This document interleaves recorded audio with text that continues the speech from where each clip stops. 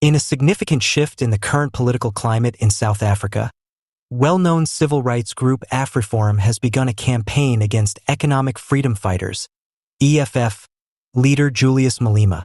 Please kindly hit on the subscribe button as we go into the details.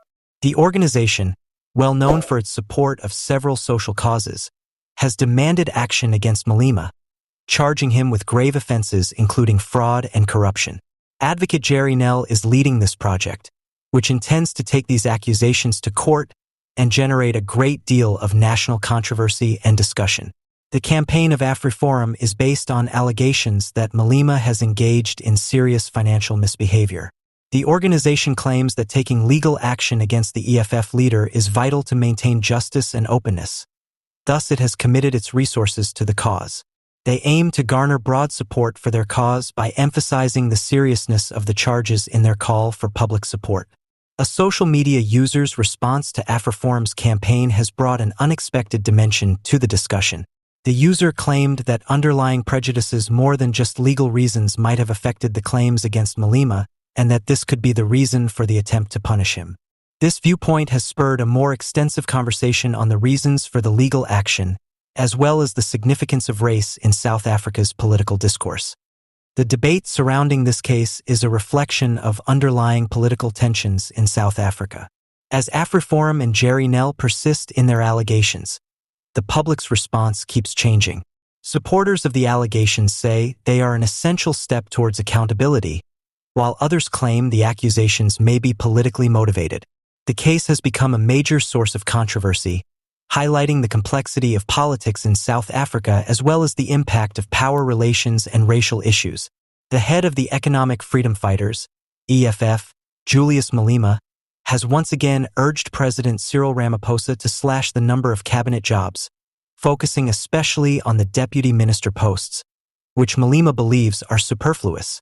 Malema said, at a news conference in Johannesburg, that the national budget would be better used for developing infrastructure and providing basic services than of funding the existing cabinet, which is too large.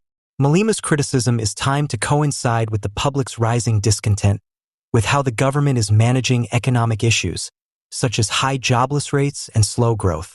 The president must act decisively to reduce unnecessary spending and streamline the government, Malema said. Deputy ministers need to be the first to go since they significantly contribute nothing to the way the government runs.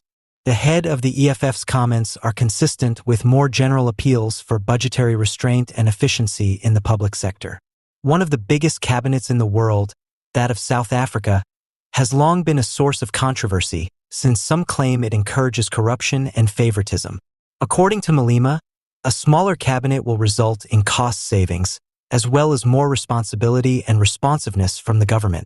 Malema said that every rand squandered on a pointless post is a rand that might be used to enhance the lives of common South Africans. In addition to stressing the need of a government that puts service delivery ahead of political appointments, he said that eliminating deputy minister posts would be a symbolic as well as useful first step toward better administration.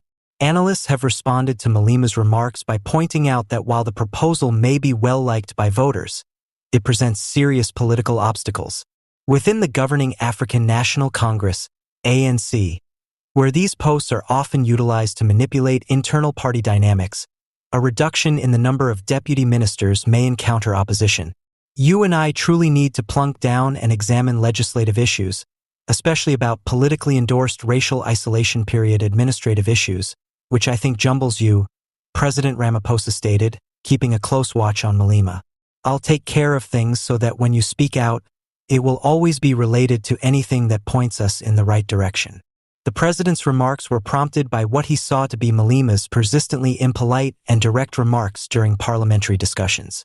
Furthermore, Ramaphosa implied a single slight from Malema, saying, "We should move toward one another with concession. You once outraged my father, and I'd never attack your grandmother like that."